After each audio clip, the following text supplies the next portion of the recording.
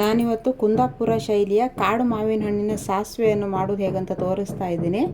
ಅದಕ್ಕೆ ಬೇಕಾಗಿರೋ ಸಾಮಗ್ರಿಗಳು ನಾನು ತೊಗೊಂಡಿರೋದು ಕರಿಬೇವು, ಜೀರಿಗೆ, ಉಪ್ಪು, ಹುಣಸೆ ರಸ, ಸಾಸಿವೆ, ಕೊಬ್ಬರಿ ಎಣ್ಣೆ, ಹಸಿಮೆಣಸಿನ್ಕಾಯಿ, ಬೆಲ್ಲ.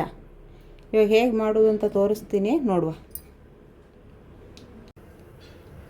ಮೊದಲನೇದಾಗಿ ನಾನಿಲ್ಲಿ ಒಂದು ಪಾತ್ರೆಗೆ ಸ್ವಲ್ಪ ಕೊಬ್ಬರಿ ಎಣ್ಣೆ ಹಾಕ್ತಾಯಿದ್ದೀನಿ.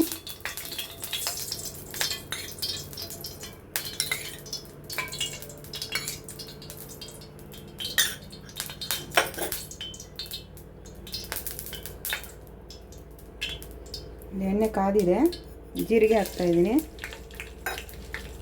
ಸ್ವಲ್ಪ ಫ್ರೈ ಆಗಲಿ.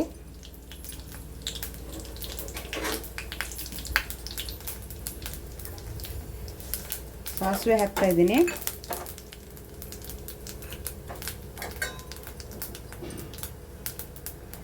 ಕರಿಬೇವು ಹಾಕ್ತಾಯಿದ್ದೀನಿ.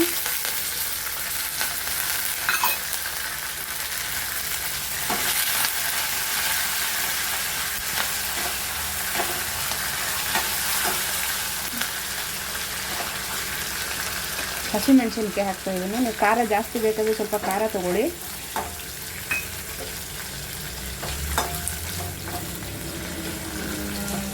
ಸ್ವಲ್ಪ ಖಾರ ಕಮ್ಮಿ ಇದೆ, ಅದಕ್ಕೋಸ್ಕರ ಕಮ್ಮಿ ಹಸಿಮೆಣಸಿನ್ಕಾಯಿ ತೊಗೊಂಡಿದ್ದೀನಿ.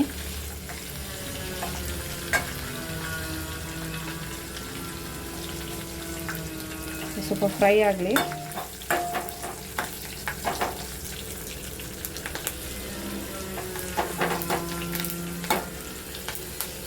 ಇವಾಗ ಇದು ಮಾವಿನ ಹಣ್ಣನ್ನು ಕಿವುಚಿಟ್ಕೊಂಡಿದ್ದೀನಿ, ಇದನ್ನು ಹಾಕ್ತಾಯಿದ್ದೀನಿ.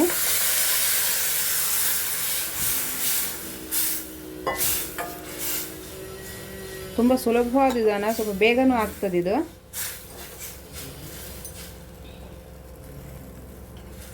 ಉಪ್ಪು ಹಾಕ್ತಾಯಿದ್ದೀನಿ. ಎಲ್ಲ ಒಟ್ಟಿಗೆ ಹಾಕ್ಕೋಬೇಕು, ಎಲ್ಲ ಚೆನ್ನಾಗಿ ಕುದಿಬೇಕು ಅದು ಒಟ್ಟಿಗೆ. ಹುಣಸೆ ರಸ ಹಾಕ್ತಾಯಿದ್ದೀನಿ. ಮಾವಿನ ಹಣ್ಣೆ ಹುಳಿಯಾಗಿರುತ್ತೆ, ಮತ್ತು ಹುಣಸೆ ರಸ ಯಾಕಂತ ಕೇಳ್ಬೋದು. ಹುಣಸೆ ರಸ ತುಂಬ ಟೇಸ್ಟ್ ಕೊಡ್ತದೆ ಅದಕ್ಕೆ.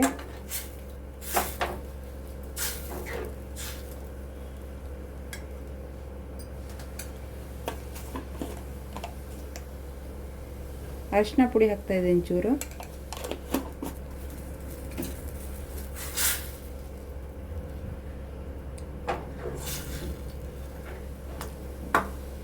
ಚೆನ್ನಾಗಿ ಕುದಿಬೇಕಿದು, ಲೇಹ ಥರ ಬರುತ್ತೆ ಕುದ್ದು ಕುದ್ದು.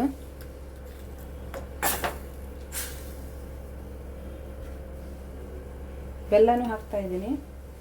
ಬೆಲ್ಲ ನಿಮ್ಗೆ ಎಷ್ಟು ರುಚಿಗೆ ಬೇಕೋ ಅಷ್ಟು ಹಾಕ್ಕೊಳ್ಳಿ. ಮಾವಿನ ಹಣ್ಣು ಹುಳಿ ಇದ್ದರೆ ಸ್ವಲ್ಪ ಜಾಸ್ತಿನೇ ಬೆಲ್ಲ ಬೇಕು. ಇದು ನಾನು ಸ್ವಲ್ಪ ಸ್ವೀಟಾಗೇ ಇದೆ ಮಾವಿನ ಹಣ್ಣು, ಅದಕ್ಕೆ ಸ್ವಲ್ಪ ಕಮ್ಮಿ ತೊಗೊಂಡಿದ್ದೀನಿ. ಮತ್ತು ಮಾವಿನ ಹಣ್ಣು ಸ್ವಲ್ಪ ಕಮ್ಮಿನೇ ಇದೆ.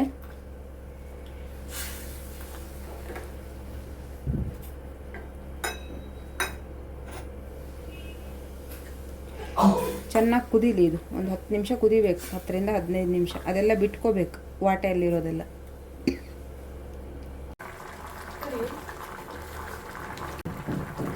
ನೋಡಿ, ಇದು ಇವಾಗ ಈ ಕನ್ಸಿಸ್ಟೆನ್ಸಿನಲ್ಲಿ ಬಂದಿದೆ, ಸ್ವಲ್ಪ ತೆಳ್ಳಗೆ ಆಗಿದೆ. ಮಾವಿನ ಹಣ್ಣು ಸ್ವಲ್ಪ ಕಮ್ಮಿ ಇತ್ತಲ್ವಾ, ಈ ಥರ ಇದ್ದಾಗ ಏನು ಮಾಡಬೇಕಂದ್ರೆ ಒಂದು ಅರ್ಧ ಸ್ಪೂನ್ ಆಗುವಷ್ಟು ಕಡಲೆ ಹಿಟ್ಟನ್ನು ಕಲಸಿಬಿಟ್ಟು ಹಾಕ್ಕೋಬೇಕು. ಆವಾಗ ತಿಕ್ನೆಸ್ ಬರುತ್ತೆ, ಸ್ವಲ್ಪ ಶೈನಿಂಗ್ ಆಗೂ ಇರುತ್ತೆ.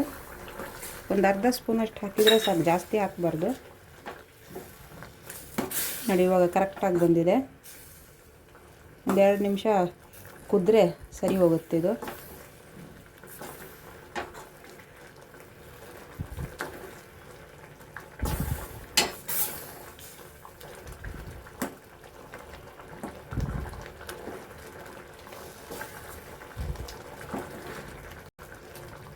ತುಂಬ ಸುಲಭವಾದ ವಿಧಾನ.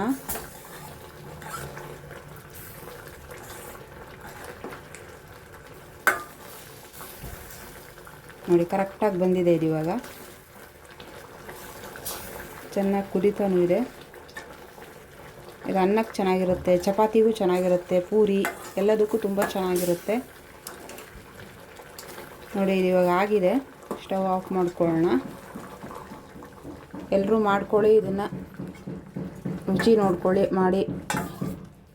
ನನ್ನ ವಿಡಿಯೋ ಇಷ್ಟ ಆದರೆ ಲೈಕ್ ಮಾಡಿ, ಕಮೆಂಟ್ ಮಾಡಿ, ಶೇರ್ ಮಾಡಿ.